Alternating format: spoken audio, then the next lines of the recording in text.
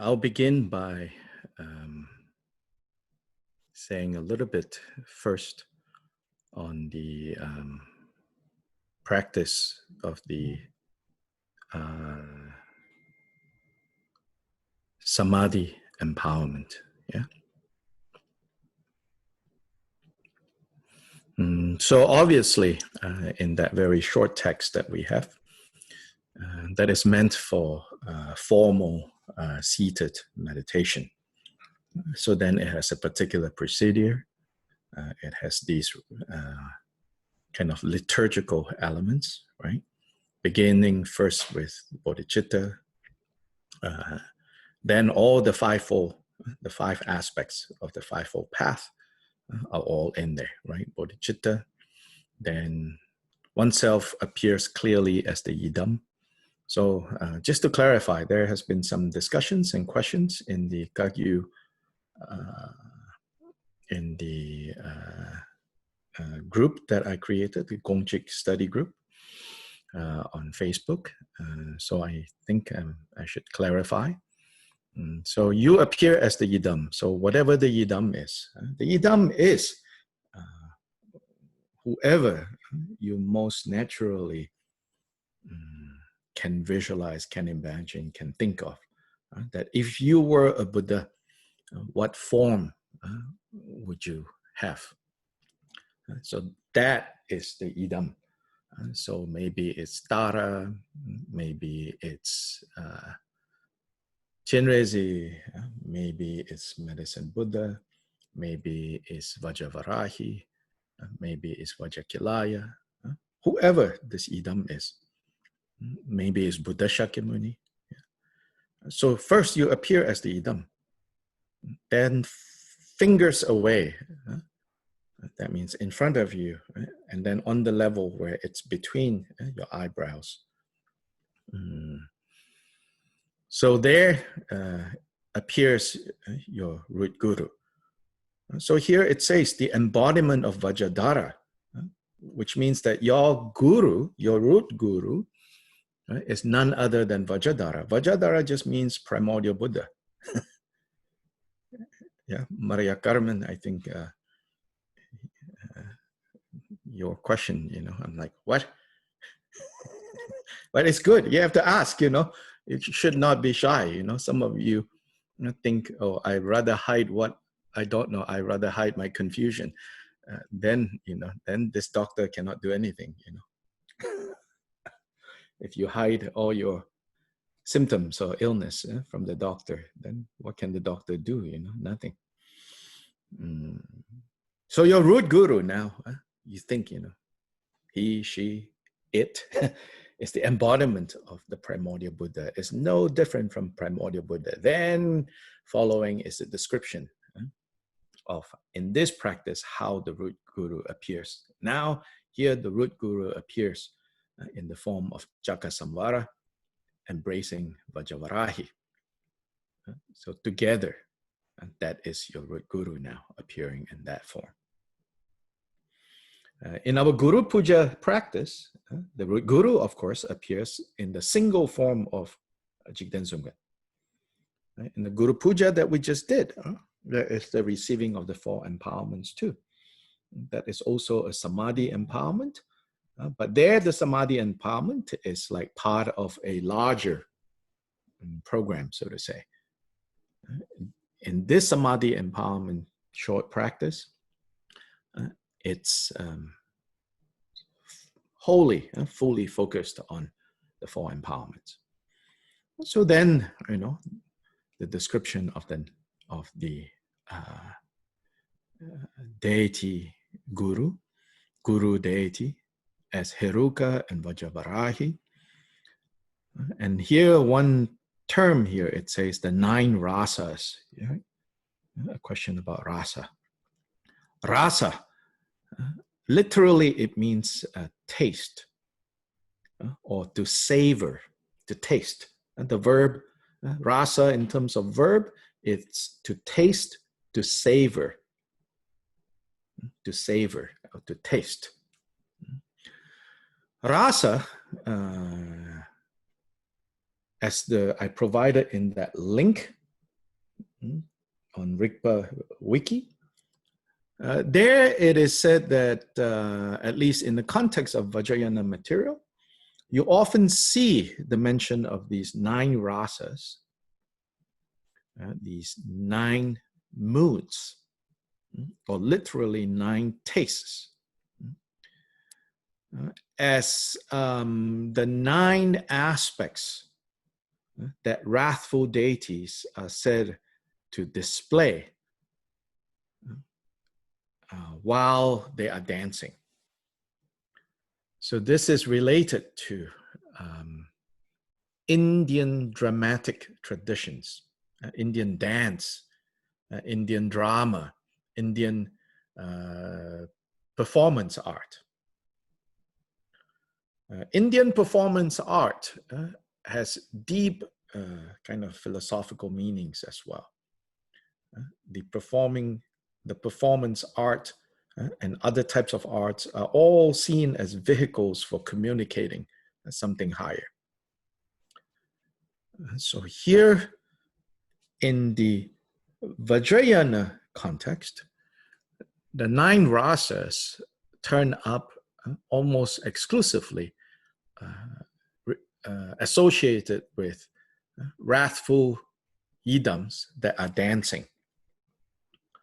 So in fact, in the Tibetan, literally it says like the 9 kind of moods of dance. Yeah. But here, these 9 rasas, as I show you in, I think the most obvious meaning of the 9 rasas here, and why the deities have these rasas, these moods, is that that the deity has power over the afflictive emotions.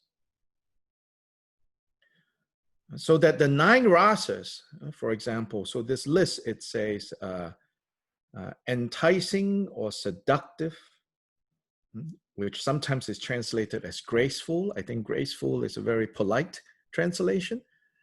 Actually, here in its original Indian context, Shringara has a sexual connotation.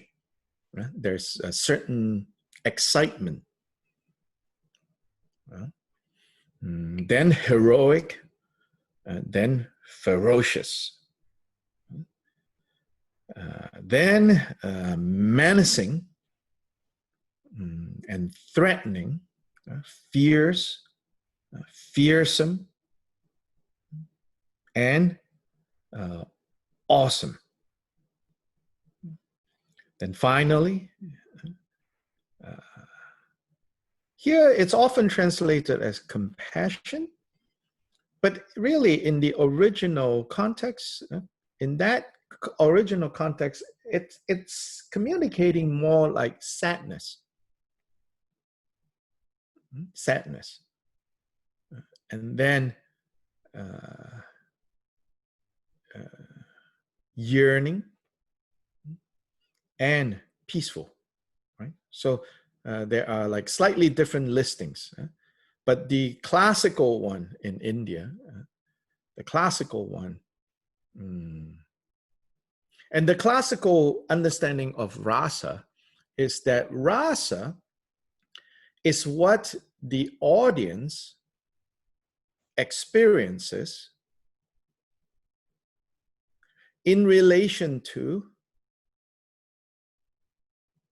the bhava being expressed, being experienced by the performers. Remember, right? The original meaning of this comes from the dramatic arts, in drama, in dance, in plays, right? Theatrical plays, yeah. So the 9 rasas are said to arise.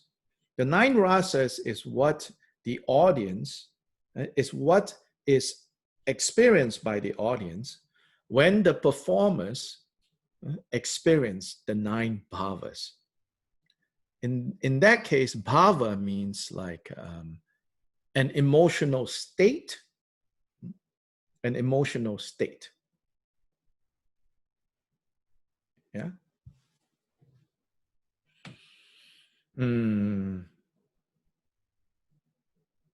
Let me see if I can use an example. Yeah.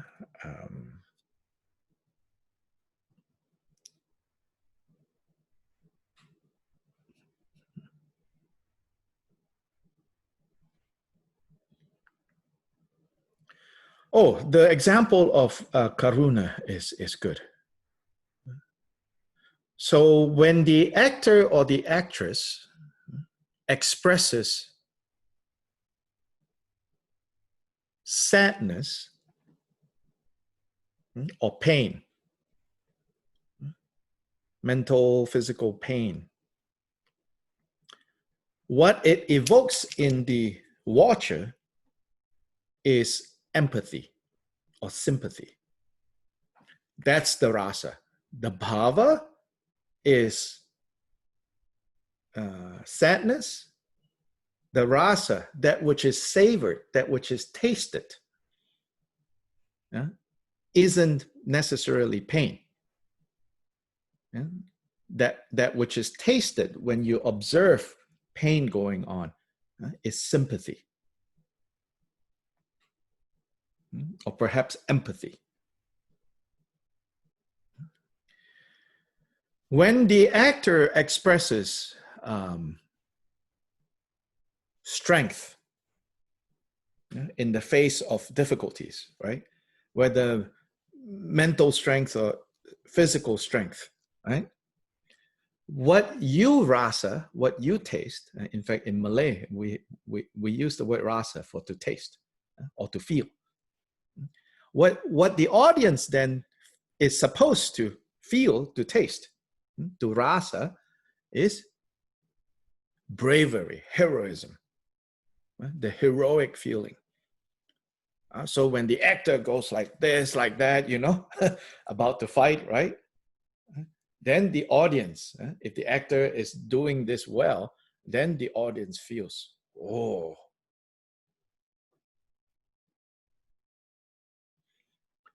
Then related to the singara, translated as graceful or enticing.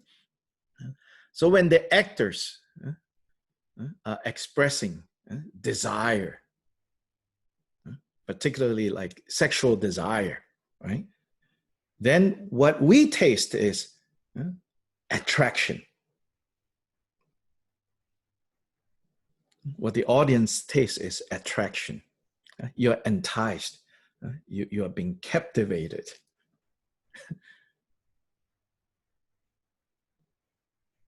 So the deities experience the 9, as in the deities are not. So you can say what the deities is that they are showing the bhavas, and then when we observe, the rasas are evoked. But the bottom line here is like, it's basically talking about the purification of emotions.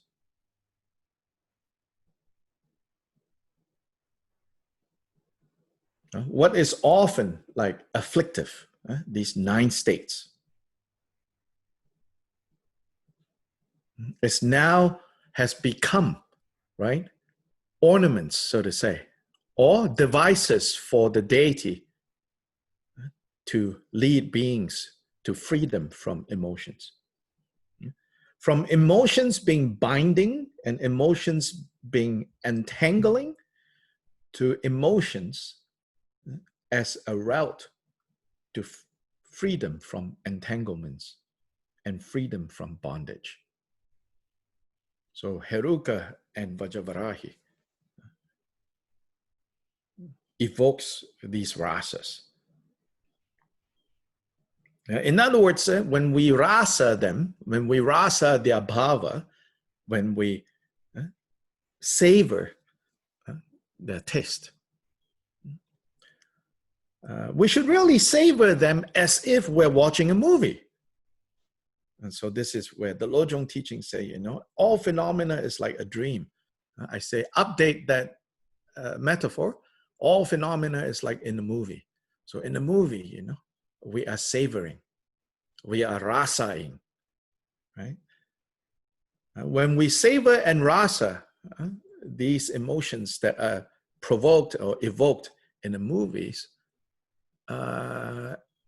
sometimes it can be very heavy, of course. But compared to actually, if you're watching this drama unfolding in your living room with your mother or your child or your partner, yeah, if you're watching a movie, even if it is heavy, you have a degree of freedom, you know. Yes. Yeah. Oh, yeah, that movie. Oh my God, it was so heartfelt. But then it's not, you know, like for real, you know. You can walk away from it. Like I said, you know, if you could be watching a very sad, you know, movie, you know, and then suddenly, right, the pizza and the Coca-Cola that you drank while watching an hour ago creates some very active rumbling in your stomach, you know. No matter how sad you are, you know, you're like, pause, you know, and you run in to your toilet. In that moment, you're liberated from the sadness, you know, because you have something more crucial that you have to take care of. Then when you're done, you know, you get it out of your system. Then you come back to your TV, your 60-inch TV, and you press play again, and you know, continue crying, you know. You can break, you know, so same way, you know. We should try to learn how to relate to even what's happening like in your living room as this kind of rasa. Knowing that, you know, whatever is happening is, yes, it's the bhava, it's a state of mind, it's a state of experience that the actors, so to say, are experiencing. And then what you are experiencing on the other hand are the rasas. And so there it really shows us, you know, like we can choose to rasa this differently, to savor this differently. And are we going to savor, are we going to taste it in a way that traps us or in a way that frees us? And so this is all then directly then related to especially the first, the effects of the first empowerment, the vase empowerment. So the next question asked in that group, Omar asked about, so the implications of the first empowerment, the vase empowerment, off cushion after we meditate, right? So at the point of meditating, at least, let me say something there. From the Guru Puja text, we learned that in receiving this empowerment, the seeds for Nirmanakaya is planted. So the last time we met, Judy asked a question about that. Basically, I explained, you know, like, no, it's not just like right now you're imagining this, but this is the substantial cause for the ability to manifest deity bodies when we become Buddhists. In fact, that ability, you don't have to wait until Buddhists. It said that even on the first bhumi, you already have the capacity to manifest. And the deities with the particular kind of like Indian or Asian or Tibetan attributes, right? The rings are shaped in a certain way, the earrings are shaped in a certain way, the crowns are shaped in a certain way. We're not saying, you know, like when the deities appear, they appear like that. That's just a symbol. All those ornaments, adornments, all those characteristics are qualities, kind of inequalities, but they take a form. So it's not saying that when you manifest, you know, in response to someone who is suffering, someone will suddenly see, you know, an Indian or Tibetan lady walking down the road to help them. We're not literally saying that. Yeah. Anyway, so from the Guru Puja text, it says, you know, like by receiving that empowerment, Nirmanakaya, the cause, so the seed, the cause for the ability to manifest Nirmanakayas is planted. Then that white light that enters into in this spot, and it goes into the center, the center, closer to the back. So not literally center, but it's often said to be closer to the back. There is a meeting point of the energy channels. Yeah, those meeting points are what people call chakras. Then when people talk about like realigning chakras, what they really mean, you know, is to kind of straighten out these channels that have become weak and deteriorated through wear and tear, mental, emotional, and physical wear and tear. These channels, and then the meeting points of the channels is the chakra. Chakra, so it's like the center. It also means wheel, but why wheel is like the spokes that come out of a wheel. All those spokes are the channels in which life energy travels through. So this ray of white light goes in there to the center of that meeting point of the energy channels. And from there, it flows like water. It flows like elixir into all the channels. So then it goes down, flows down the central channel. Then on the throat level, yeah, there are channels branching out. On the heart level, there are channels branching out. Navel level, channels branching out. And then at the tip of the sexual organ, there's channels branching out. So all these branches, there are more actually. Different Vajrayana texts talks about different number of centers where channels are branching out. But this is basically like more detailed or less detailed, that's all. So then the channels branch out, and so then the white light that comes in comes into the crown, what's known as the crown center, the crown chakra.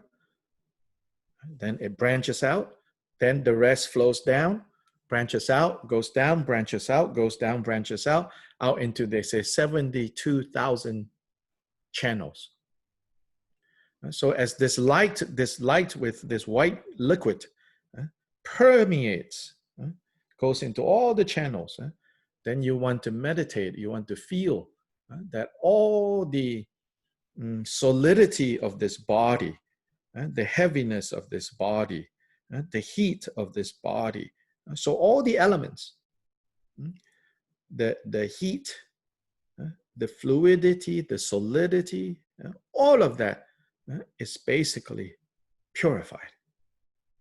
So that this entire body becomes like a hologram, a body of light.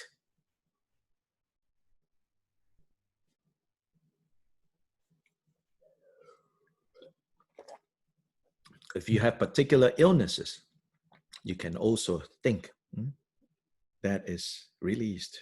You departs from you.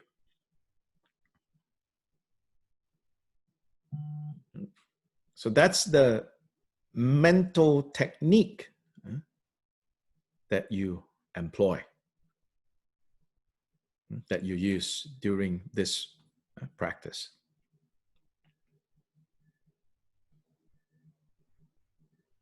Then the background understanding, don't actively go look for it, but let it come.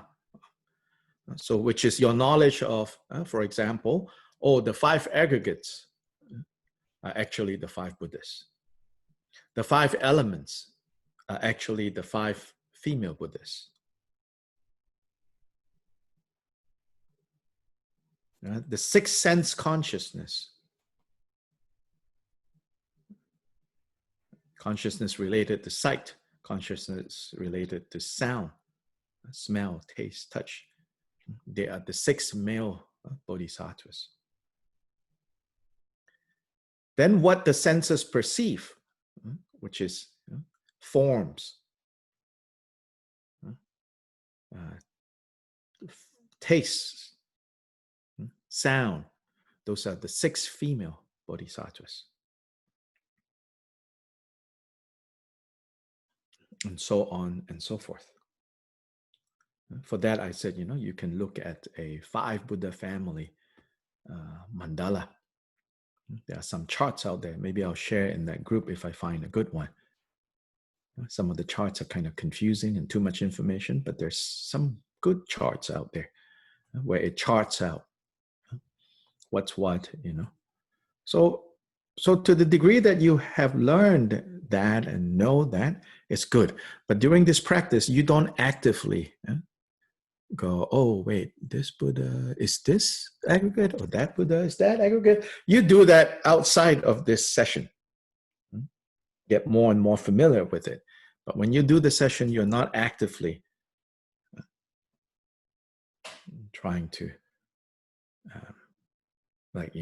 indoctrinate yourself. There are some traditions of practice that emphasizes that, but this is not, I would say this is not our style. Let it come more naturally.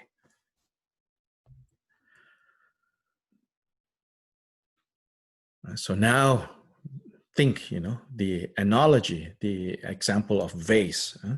So now your whole body becomes the vase, the container, the pure container, which is the mandala of deities. Then Omar's question is then post-meditation, how do you train in the vase empowerment? How do you keep reminding yourself of the key point in the vase empowerment? 2 things, actually. One is one part of the equation, appearance emptiness. That's one part. The other part is mandala of deities. The non-duality is the non-duality of these 2. Right? So here are 2 things to train in the post-meditation periods, which for us is a longer period than meditation. For people who do retreat, then their meditation is longer and post-meditation is short. For us, it's all post-meditation. For us, weeks and weeks will go on where it's all just post-meditation. So that's why we need to use more post-meditation since, we're lazy with our meditation. Then post-meditation, then remind yourself again and again. That which appears is also empty. And because it is empty, and therefore it can appear like this now, and appear like that later, and then appear as something else, and appear differently, so that whatever appearances that arise, those that we habitually label as desirable and undesirable, you are not so surprised by whatever turns up. Why? Because they are empty of essence. So now they can be like this, then it can be like that, The same thing that you can like, in the next moment you can dislike. If you are able to see, because they are empty, therefore they can appear. And their appearances can change so quickly sometimes. And sometimes it seems like nothing is changing. Especially like when you feel suffering, you feel like, oh my God, this is forever. Then when you're experiencing happiness, due to your own insecurity and longing, you feel like, oh, this happiness, is so fleeting, so easily lost. But to be able to see how these are appearance emptiness. So all the experiences that turn up for us, things we like, things we don't like, see them all as appearance emptiness. So sometimes when I walk around the neighborhood, especially right now, lots of people are at home, and so suddenly, all the yards look really beautiful. People are planting, people are taking care of their yards. So, it's been very nice walking around the neighborhood. Then I think yesterday or day before yesterday, I was walking around in the neighborhood. And then it kind of just came, it just struck me that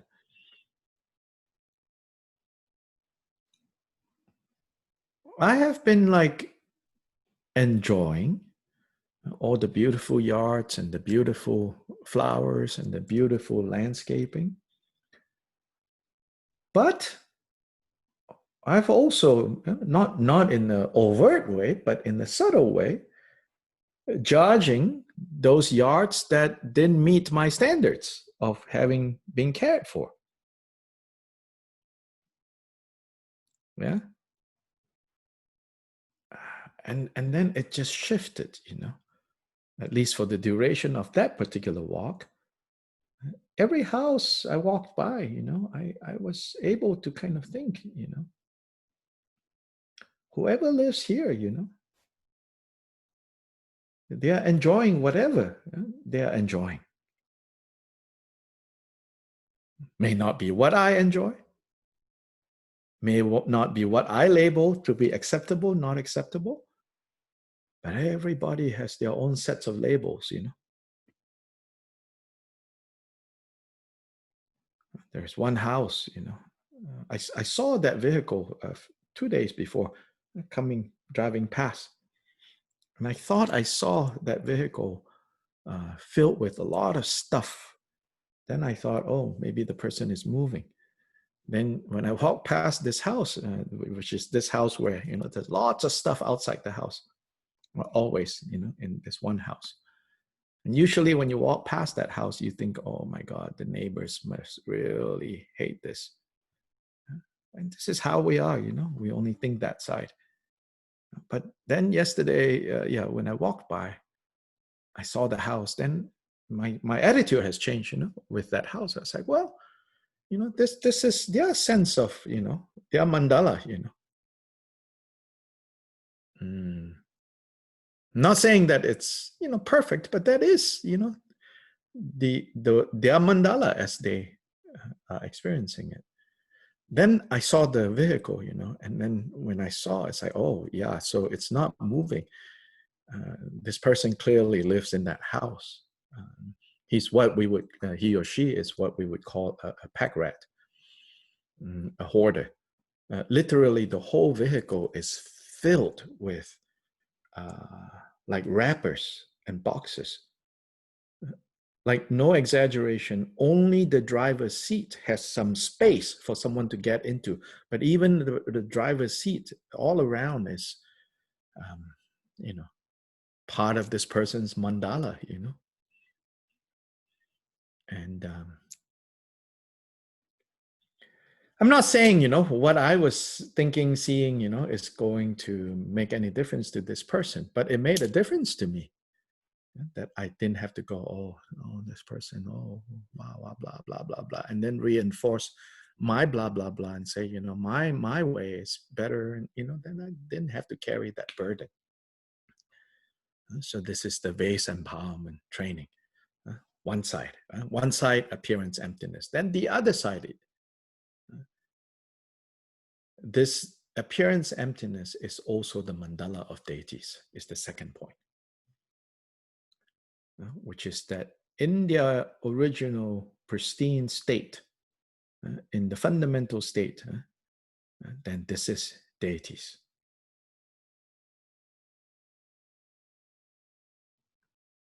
Then it's delightful. That's why the mandala of deities, especially Vajrayana mandala of deities, there are also horrific looking ones, but they are to be experienced as Pure Land. So in the description of wrathful deities, right, instead of like garlands of strewn, garlands of like flowers, right, hanging from the railings of the roof, it's intestines, body parts, horrific, terrifying, perhaps you might even call violent, but that, you know, the ground is all, you know, skulls, pay for skulls, and the pillars, you know, bones, you know. So like the horrific is also the mandala of deities. So I've said this before, you know, it's so easy to, or not so easy, sometimes it's even so easy we forget, but it's relatively easier to feel the mandala of deities, you know, like in the neighborhood that I am in for the most part, you know. Then suddenly you find yourself in Old Delhi, you know. Oh my God, you know, mandala of deities. Right? So the ability to still experience that as the mandala of deities is the training that we have to do. And the more we're able to stabilize the meaning of the first empowerment, then second, third, fourth empowerment, we don't have to work so hard to try to figure out what it is. So that I feel there's also not much need, you know, to really talk that much about what is the second and the third and the fourth. There can be no results without proper causes. And the cause for the arising of the other three is the first. And so we should train in the first, the points in the first empowerment. So any questions or comments? I have a question. Yes. When you're talking about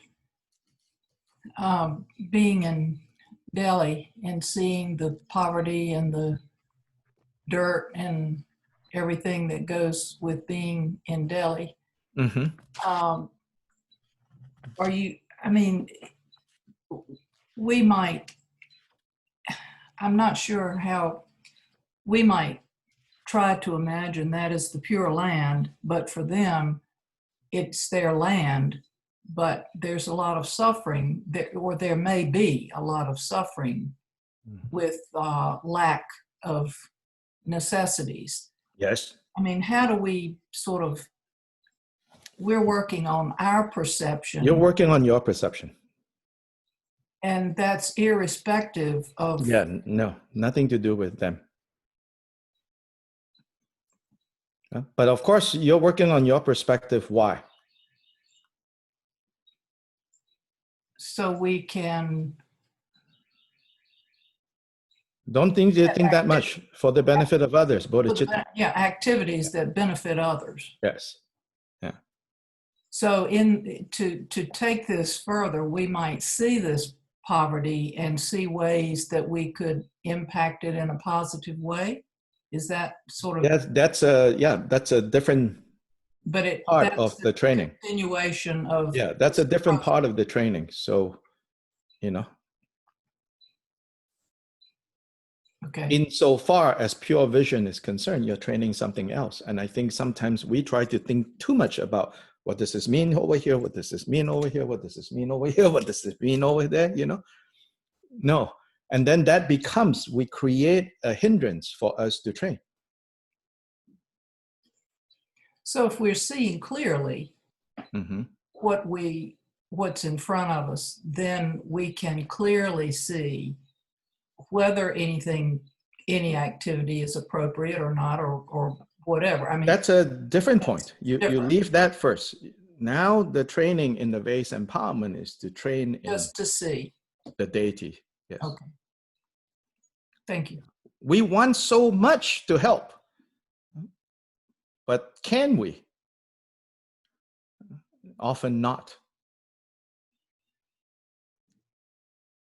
Often not. We cannot even protect ourselves from that suffering, you know. Then how can we even help? And so in the vase empowerment, you know, your prime job there is to train your own vision first. As to the fear or the concern that, oh, if I train this too much, then maybe I can't help others. Well, do you trust? Do you trust the teachings or not? And then you say, well, on basis of what? Well, look at the Dalai Lama. That's why we have gurus. That's why we have gurus like the Dalai Lama. He trains in pure vision. Has that made him useless? No.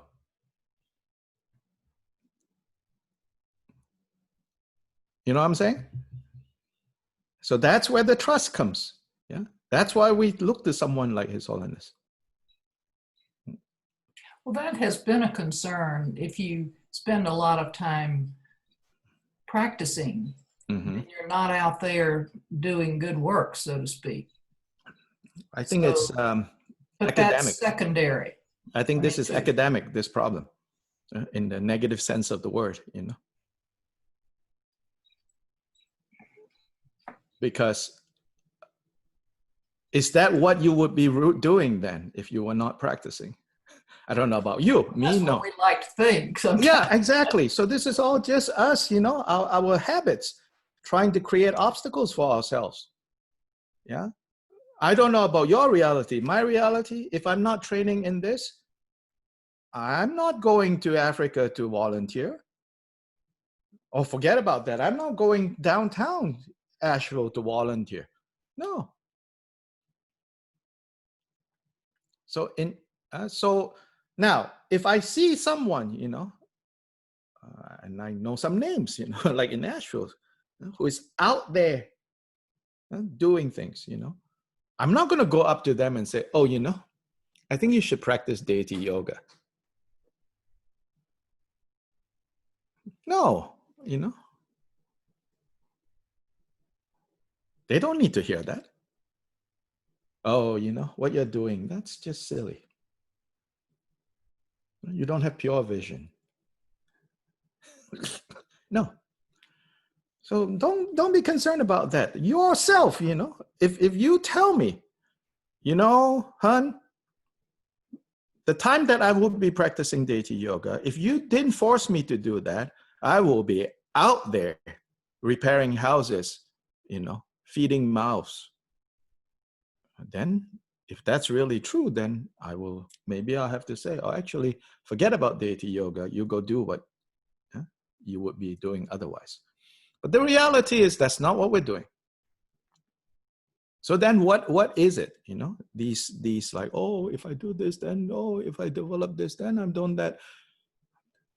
That's Mara. Coming under the power of Mara.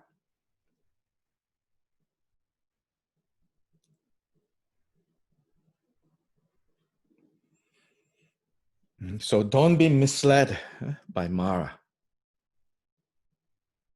Mara has all kinds of tricks up their sleeve.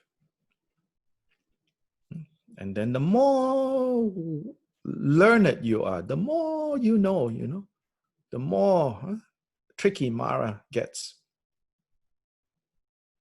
Very sophisticated ways of keeping you trapped, of keeping us trapped.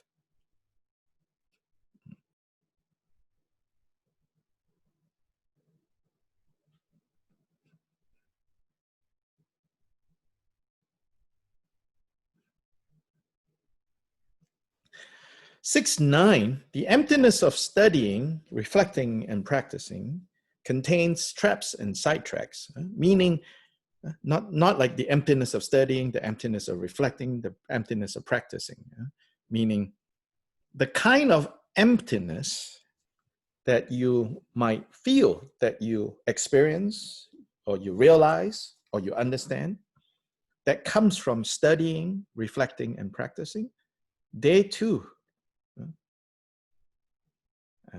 have traps and sidetracks. So to appreciate this, first we have to understand that, yes, generally, Buddha says, you have to gain understanding, you have to gain insight through learning and studying, then through reflecting and contemplating and thinking through and coming to a decisive conclusion, then putting that into practice. So generally, that's what we should do, of course. So this statement is not saying don't learn, don't reflect, immediately practice. That would be disastrous. Like, immediately practice. What are you going to practice? But don't think that if you do it this way, then you're guaranteed to be error-free. Because even when you are learning, studying sincerely, diligently reflecting and thinking, and then with devotion practice, even then there are traps and sidetracks that you have to watch out for. So this statement is said in response to the people who claim that the realizations that arise from studying, reflecting, and practicing are actual realizations. Or here, Sobish says the final realization. But here, Gilbert Rinpoche is saying, actually, be careful. That's not necessarily it.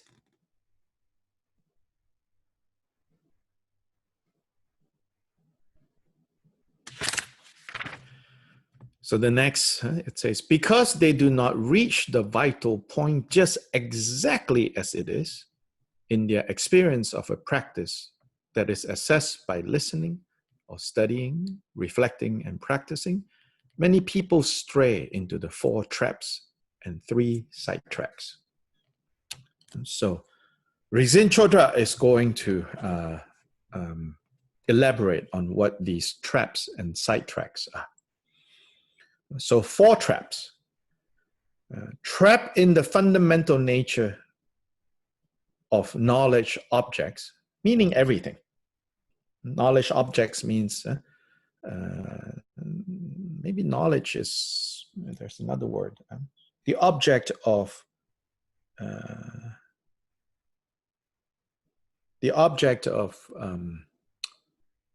mind, meaning everything.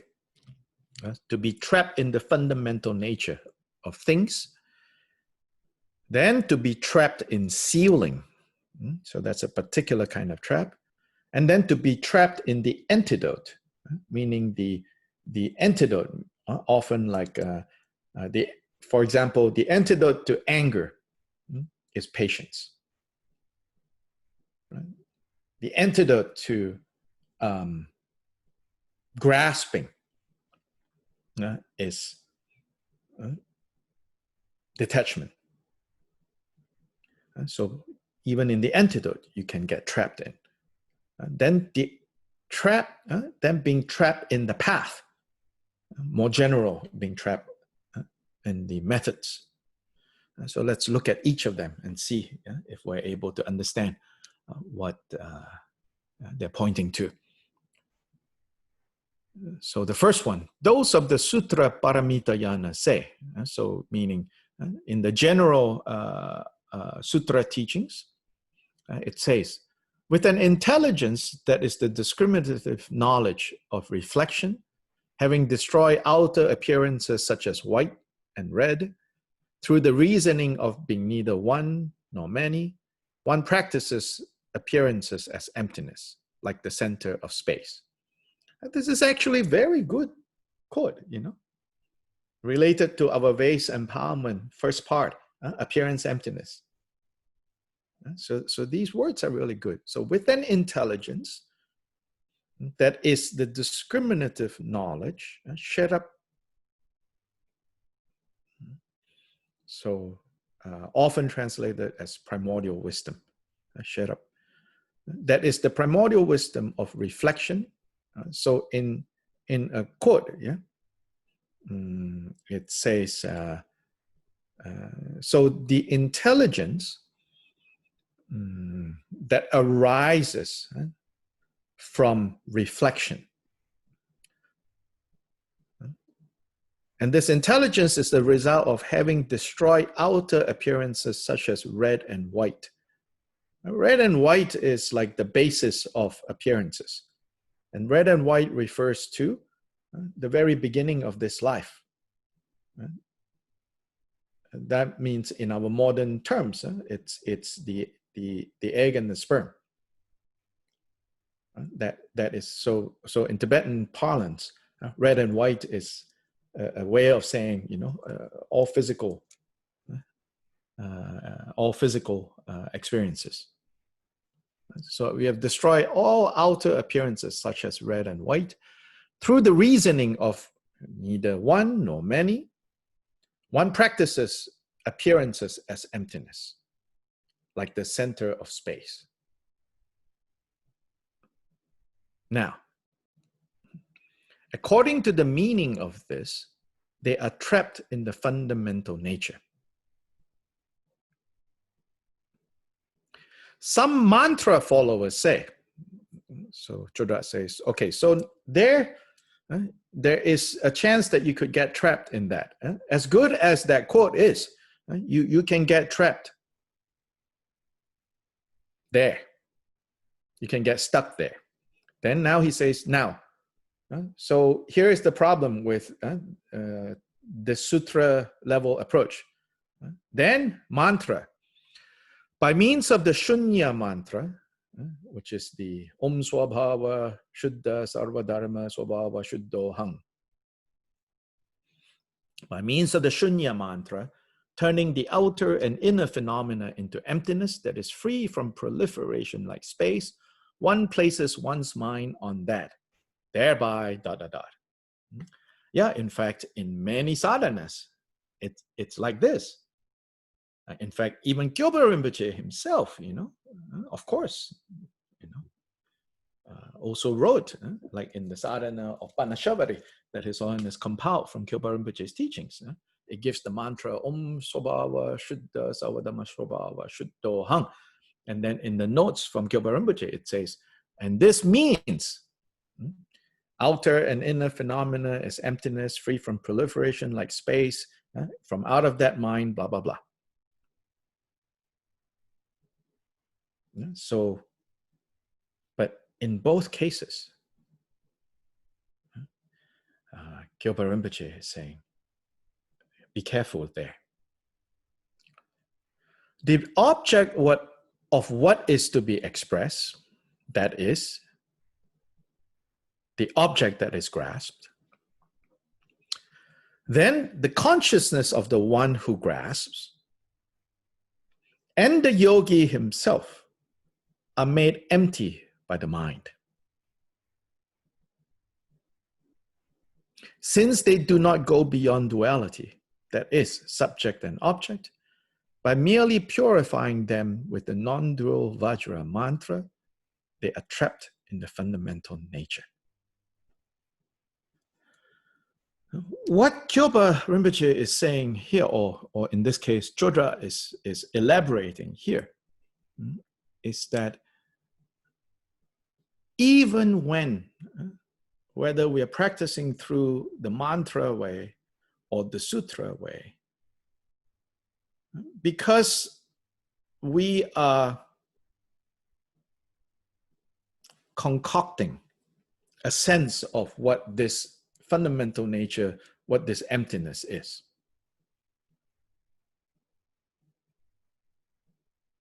Then, if we don't realize, right, that whatever our idea of I'm now meditating on emptiness, whether through the sutra passage or through the mantra method, if we don't realize, like what I'm meditating on now is not it, but it's a method.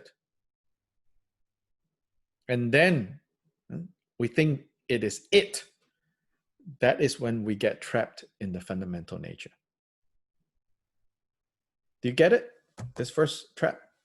How you could get trapped there?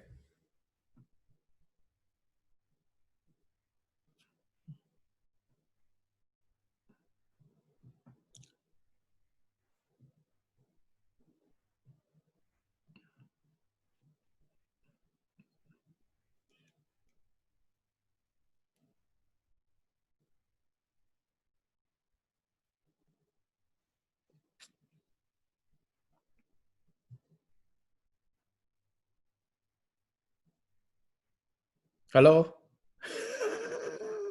Are you all trapped?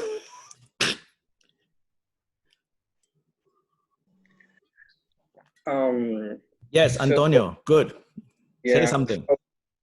Okay, so it is like you are not there in the realization yet. Yes.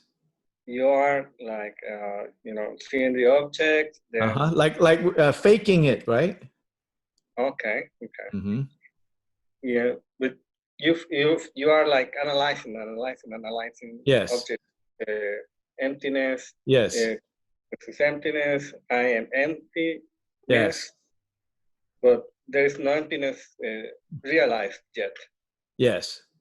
Okay. So here it's saying you have to know. And here I really believe he is not saying don't meditate. Here he is saying you have to know that right now you're faking it. And you're not making it yet. If you don't have that recognition, and you think, oh, today so good, Om Swa Baba Shuddha Sabadhamma Swa Baba Shuddho Hang, and you think, oh, I'm pure. The objects that I grasp, pure. Everything is now pure. And that's good, you are applying the method. Oh, that's good. And this method is the method of trying to understand that fundamental nature. It's trying to begin from that fundamental nature. So good.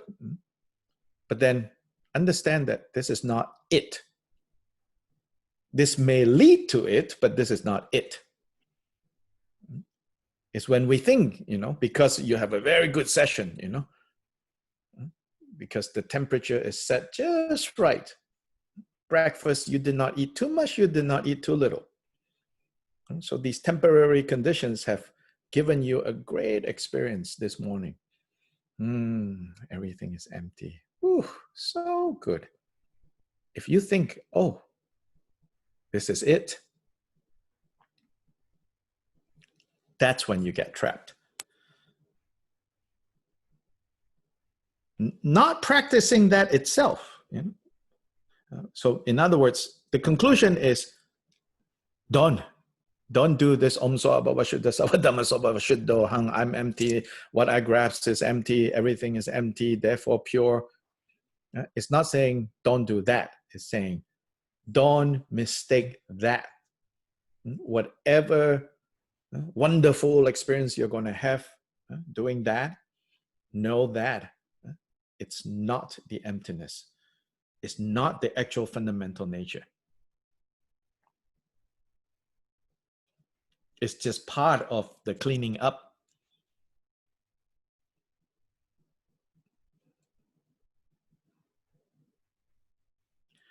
The second trap is called being trapped in sealing. And so this is referring to a particular, let's say some people such as the Kadampas cover things like the heaps of material things with something like an immaterial cover. So the footnote here says, to refute the existence of the material world, they negate its materiality without understanding that conventional existence is accepted and only true existence is to be refuted. In the analysis of reality as two truths, the material world is accepted as existing on the surface level of reality, but not on the level of absolute truth. Since the two truths are ultimately inseparable, the material and the immaterial aspect are also inseparable. So here Chodra is saying, there are some who, in order to solve the problem of grasping to material things, they put an immaterial cover that they try to just lay it over all the material things. Therefore, thinking that it would not be good if having established something as a thing, one does not seal it with something that is not a thing, then they go about sealing it. This is a vocabulary that is sometimes used.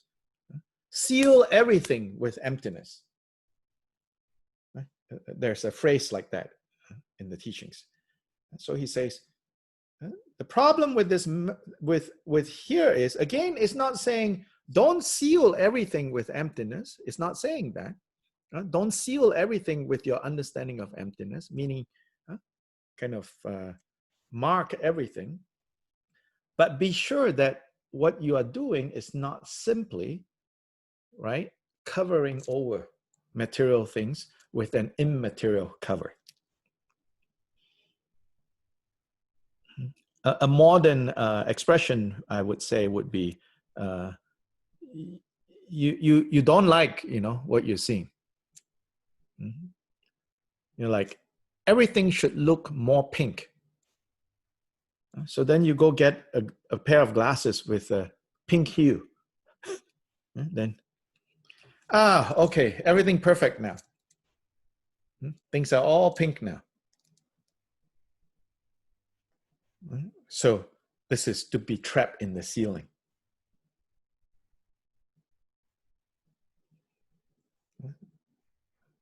So this is to like go about, oh, it's empty. Oh, it's empty. Oh, it's empty. Oh, it's empty. Oh, it's empty. Like a seal. Like you just, everything that turns up, you just put a stamp on it. Empty, empty, empty, empty, empty, empty. And doing that too, kind of like blast away. Oh, table empty. So you think, oh, table no longer there. And this is not understanding. No, table is there. But the way it is there is not the way you imagine it to be there. That your imagination and its reality don't meet. That is the true meaning.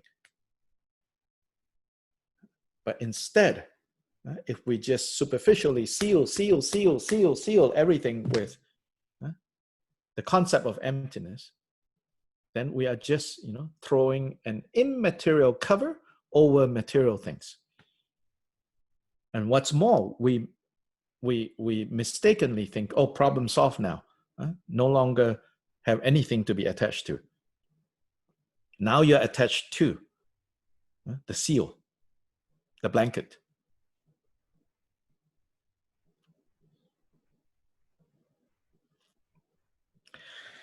Trapped in the antidote. Some who reflect and practice proceed as follows. When mental afflictions arise, they respond by analyzing them. As the antidote that removes afflictions, they then practice emptiness, whereby the mental afflictions will vanish without a trace. However, it is like this. They say that even though it occurs that conceptions arise, by applying the elixir of awareness, the conceptions are self-liberating and so forth. But having merely added the conception of the antidote on top of the mental affliction, which is the root, they have built up layers of thoughts. Thereby, while the practice, that is, the antidote consisting of abandoning, does not become non-dual, the thing one must abandon and the antidote become fixed in duality. Thus, they are trapped in the practice, namely the antidote.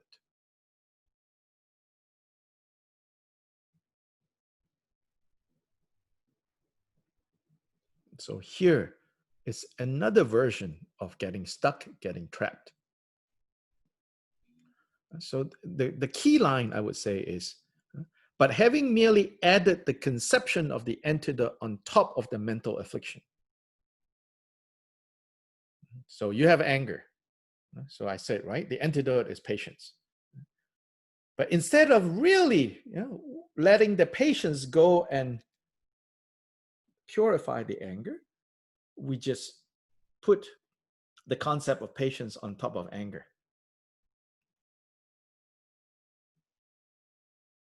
Then we put the concept of emptiness on top of patience. Then we put the concept of emptiness on top of the concept of emptiness. Then you're just layering concepts upon concepts upon concepts upon concepts. Then you become trapped in the antidote.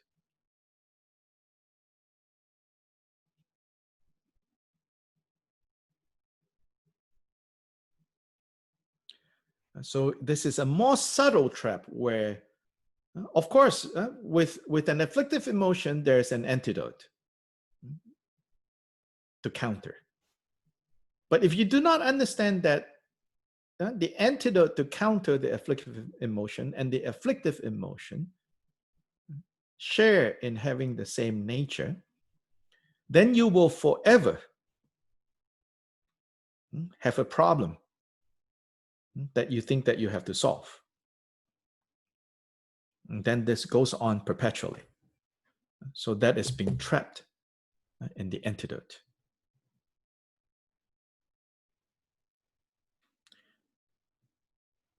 What it means here is, yes, take the antidote seriously, but do not solidify the antidote.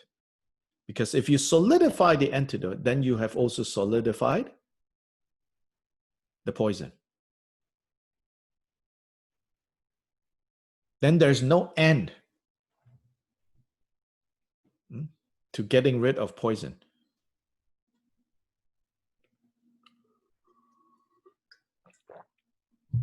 Trap in the path. This is the hope to obtain a good result called dharmakaya from somewhere by practicing emptiness at the time of the path, which is like comparing a precious wish-fulfilling jewel with a karsapana coin. It is called being trapped in the path because while the practice consisting of path and result does not become inseparable, one grasps path and result as separate.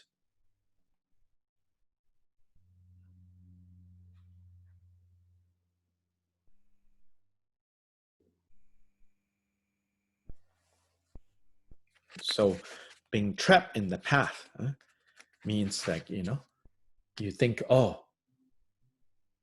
there is the goal over there. Then there is the path over here. I so wish I can get the goal.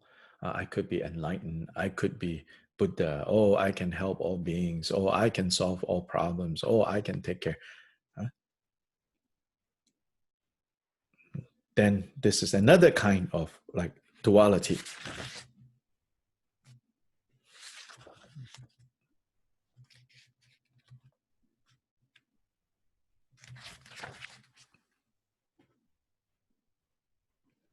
These are the 4 traps. The 3 sidetracks have to do with more advanced experiences on the meditative practice, whereby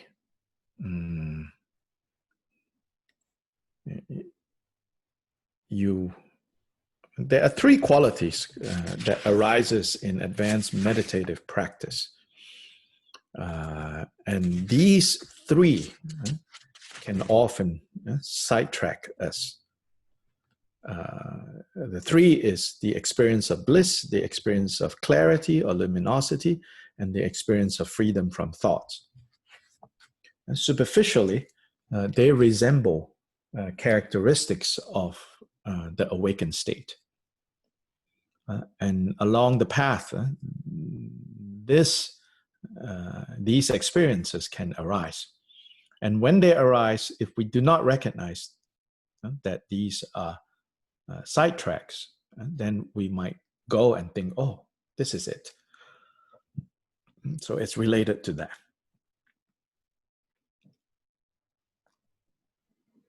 So then in the desire realm, it says, the highest you can achieve is this kind of bliss. Then in the realm of the pure form, you can experience clarity, luminosity. Then in the formlessness, you can experience an absence of thought. But obviously, this is still within samsara. The apex of the desire realm is this special kind of bliss. The apex of the pure realm, pure realm of pure form, is clarity, luminosity of mind. And then the apex of the formless realm is an absence of thought. These three are still apex, highest of the three realms. The three realms are still within samsara.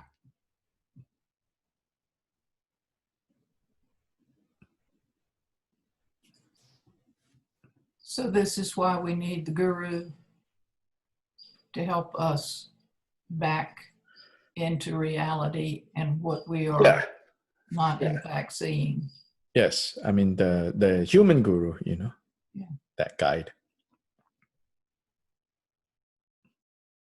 So all of these, the traps and the sidetracks, here, again, like don't misunderstand and say, oh, therefore, it seems like, well, there's nothing to do, or like, oh, then we have to wait until the guru turns up. Oh, who is my guru? Who is my guru?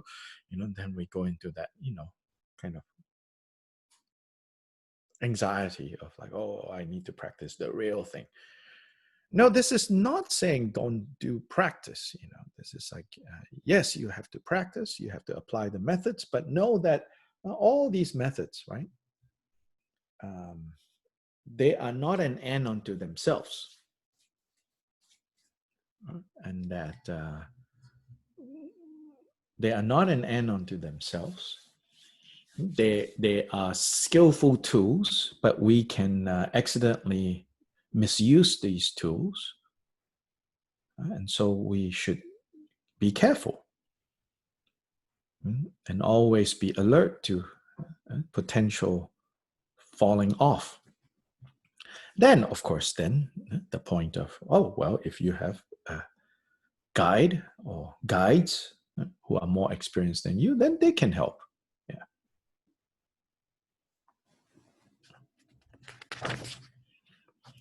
And again, with guides, with the gurus, I mean, in the relative gurus, we have to be realistic. We should not think, oh, either the person has everything or doesn't have anything. The reality is always in between these two.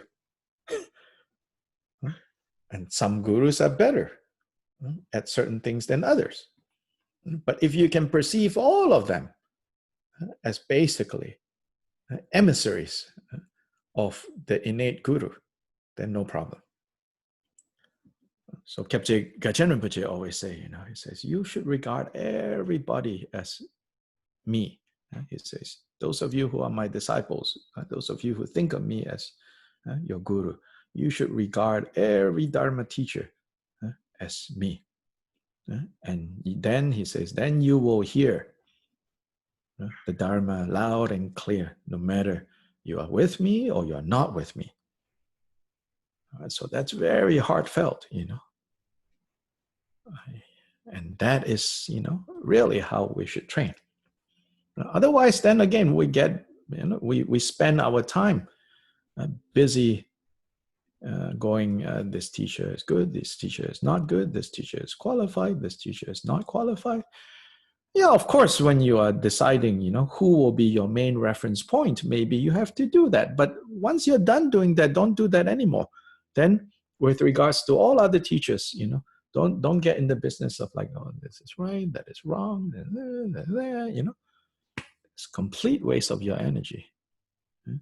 With regards to learning the Dharma, yes, I did say, like you want to take what you're learning here and kind of test out, what is commonly said among Dharma circles. Oh, it is this way, it is that way. You should, say, wait, based on what I know about the Gongchik, what would the Gongchik say about this, the way this is stated? Then you can see, oh, actually, no, Gongchik will say, oh, this is not how it should be stated. And there, no, it is not about, oh, this teacher got it wrong. It's just, leave that alone. But be clear that that particular expression is a little off. And see how it is off. And see how you could kind of end up with the wrong lessons if you don't use discernment when you're listening to Dharma, when you're consuming Dharma. If you don't listen with discernment.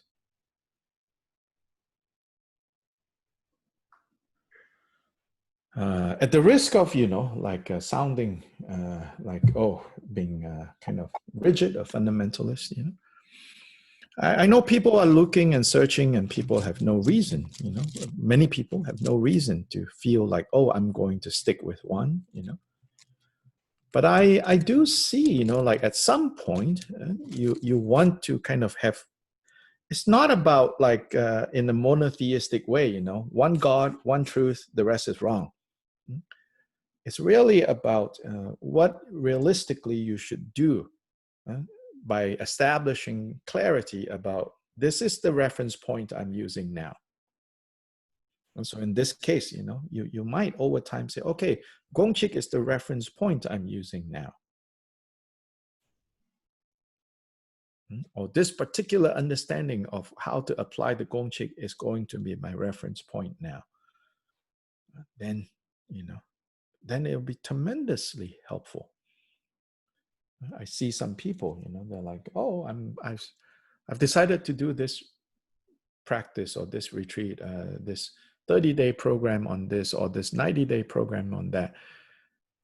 Then when I look at it, I'm like, oh, this is like Buddhist. It's not even really Buddhist. And I'm not saying like there's nothing you can learn. There's a lot of good things that you can learn, Buddhist or not. But what happens now is like, you are not even clear. You're not making any effort to develop clarity with regards to one reference point. Then you go bring another one. Then you go bring another one. Then you go bring another one.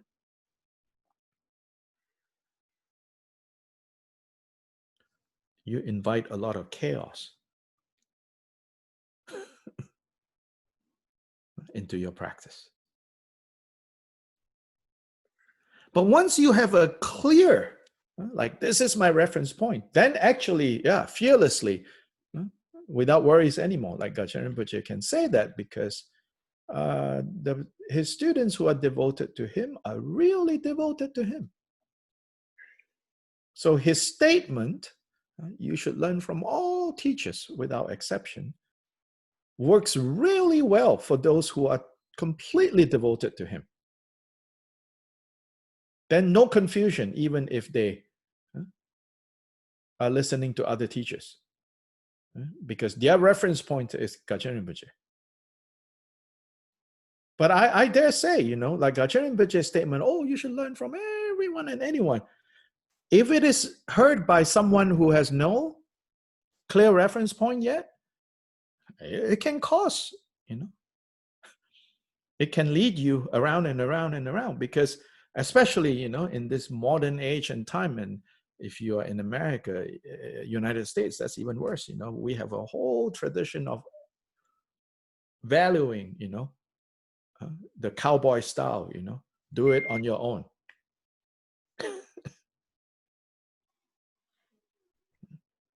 And then we think, I can just do it on my own.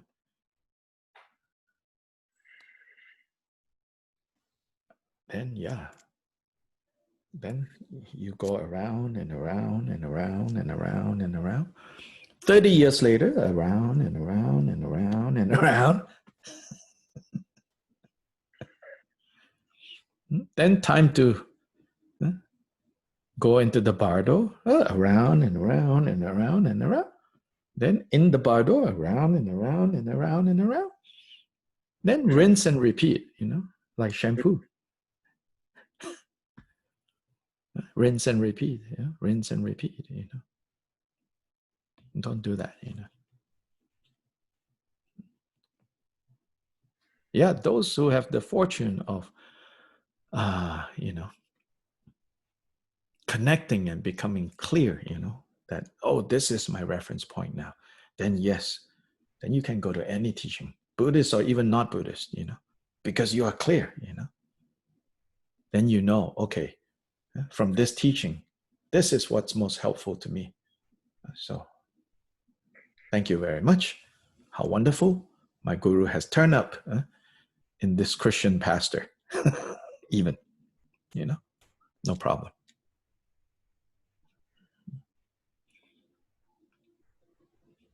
Yes, at the beginning, you have to shop. You should be a discerning shopper. You should shop at the beginning.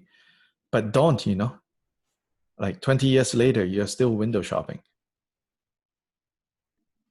No more time, no more time left.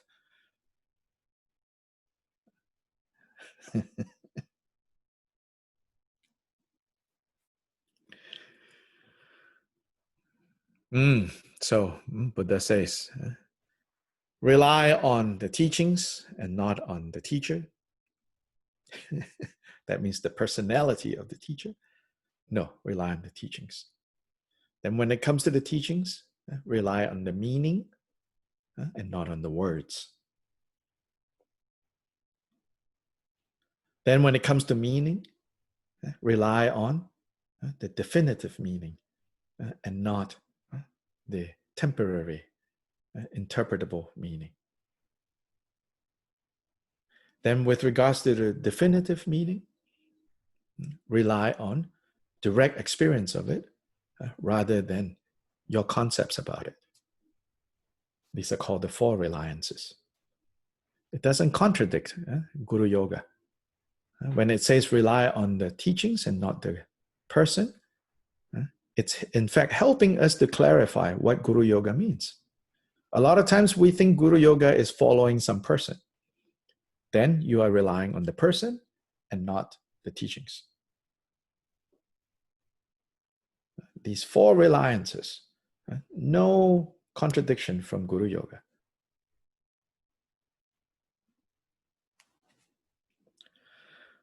Okay.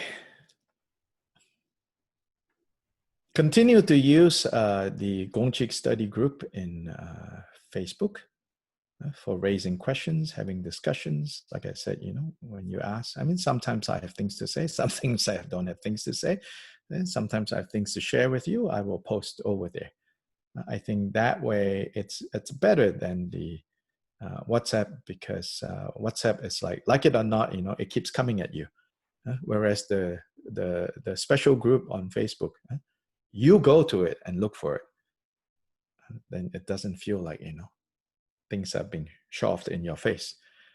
Yes, to clarify, I've temporarily paused the ability to post to the group because we need to wean away from that group, from just first impulse post to the group.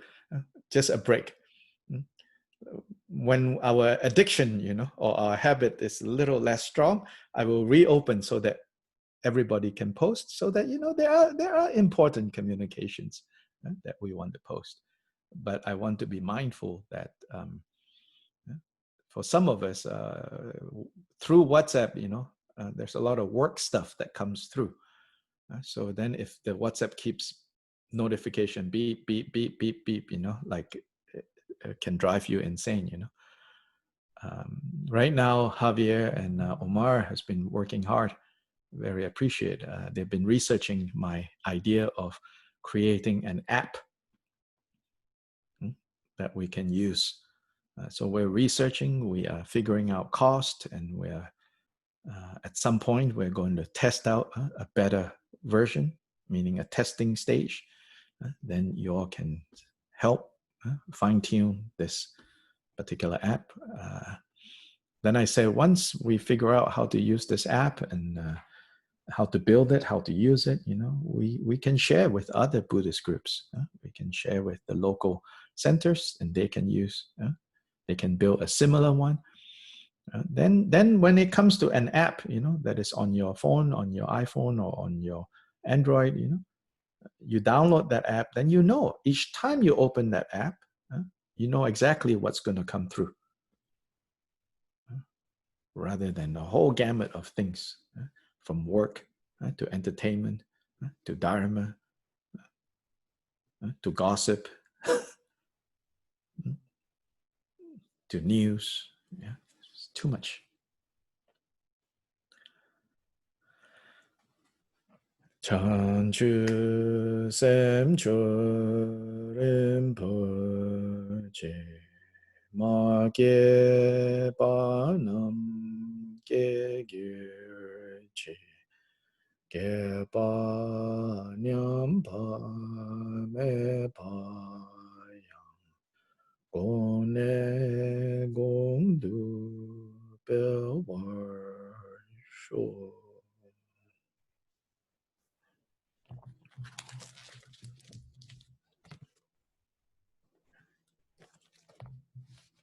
Gracias.